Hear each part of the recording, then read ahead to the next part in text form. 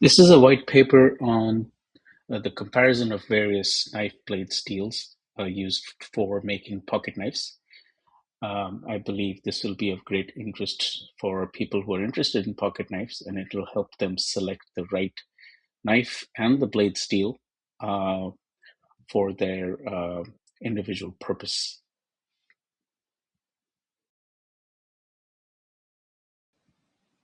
For this purpose, we have selected the most popular steels in the industry today for creating pocket knives, and we have evaluated them in toughness, edge retention, hardness, and corrosion resistance as properties. And also, we'll be looking at their production cost, their popularity, and obviously their best use cases. Toughness is defined as the ability to resist chipping and breaking, and edge retention is defined as the ability to stay sharp for longer. And hardness will be in terms of Rockwell scale, and it will range from between 56 and 64, higher being higher in hardness.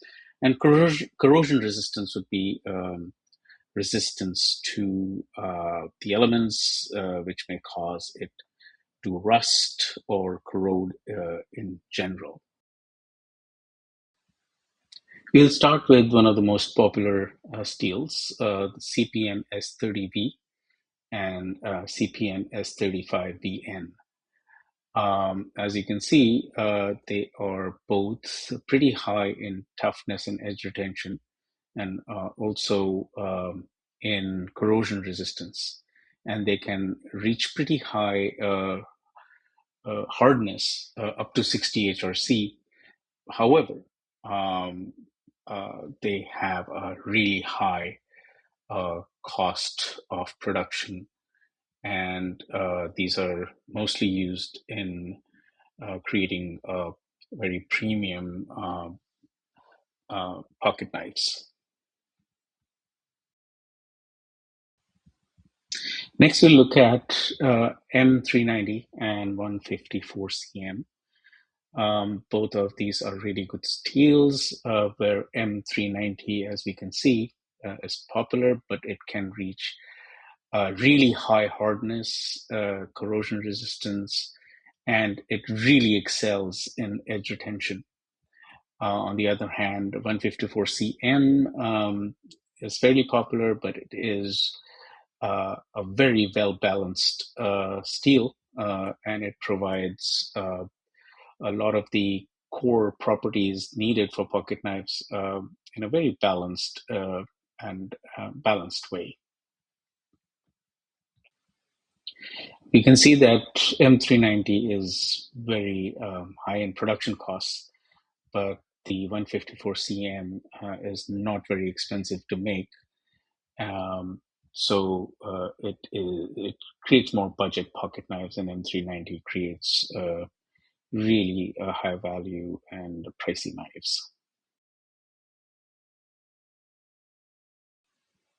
Next, we will look at D2 and VG10. D2 is a tool steel. It was invented for creating high-end tools, shop tools, and then it got used for making pocket knives as well, since pocket knives can technically be considered as tools. It is a great steel. It is not very expensive to make.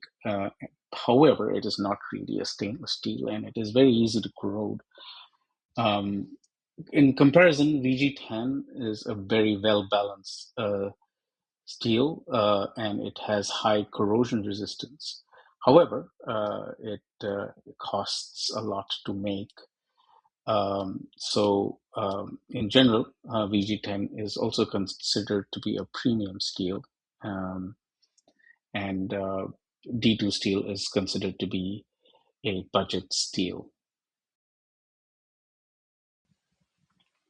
14C28N is also currently a very popular steel coming out of Sweden, which is also a very balanced steel. And the production costs are moderate, so it is also very popular for creating budget knives. On the other spectrum, we have a steel not mentioned here called MagnaCut, which is very new. It is also an extremely well balanced steel, providing high numbers for toughness, edge retention, corrosion resistance. However, it is also very expensive to make. So the most premium knives that are coming out today are using MagnaCut steel. This is a, comparison chart that basically lists out all the steels in their various categories and with a brief idea on what it could be best used for. And what we see here, doesn't include MagnaCut, but it does include the other more popular steels in general. And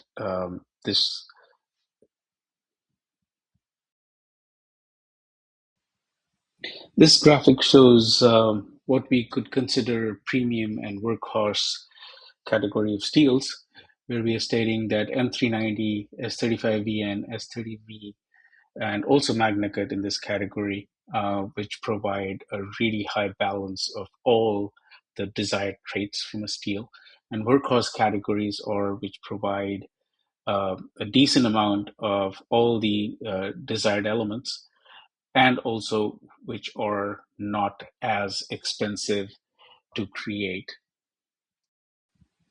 Those would be the D2, VG10, 14C28N, um, and also there are a few others which you can look at the table in the earlier screen to figure that one out. But in general, these are the most popular premium and workhorse category steels in the market today. Now, this graphic shows which steels are most popular in the industry today. S30V still is very popular, even though MagnaCut is rising pretty fast in the industry today. But I think based on the past data that we have collected, this ranking still holds good. But I think if we collect this data maybe in a couple of years, I do believe MagnaCut would be pretty high up in terms of popularity.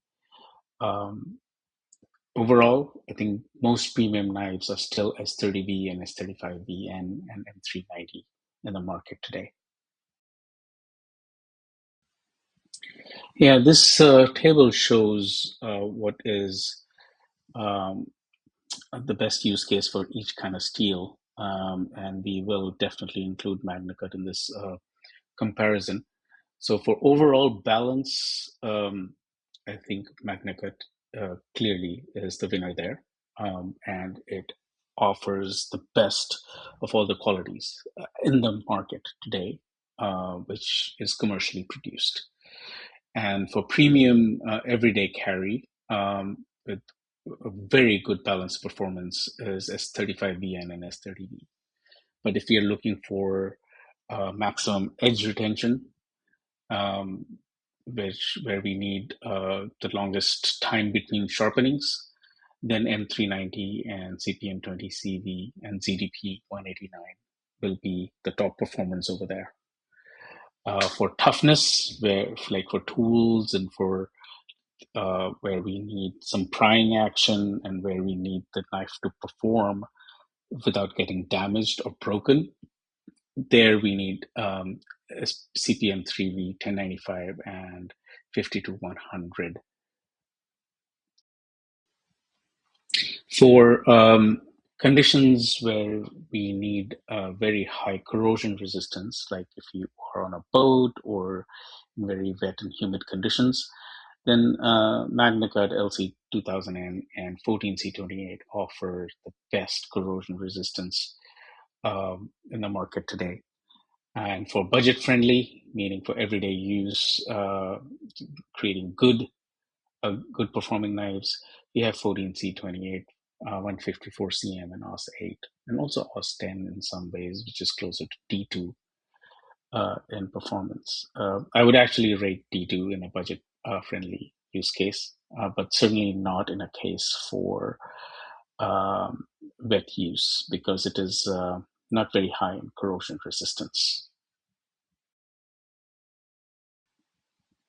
That's all, folks. This is a quick comparison, but we can dive deeper into each of the steels, their chemistry, and why um, they are the way they are in terms of their chemical properties and their components that give them those individual properties. That is certainly doable. Let me know if you want to see that content.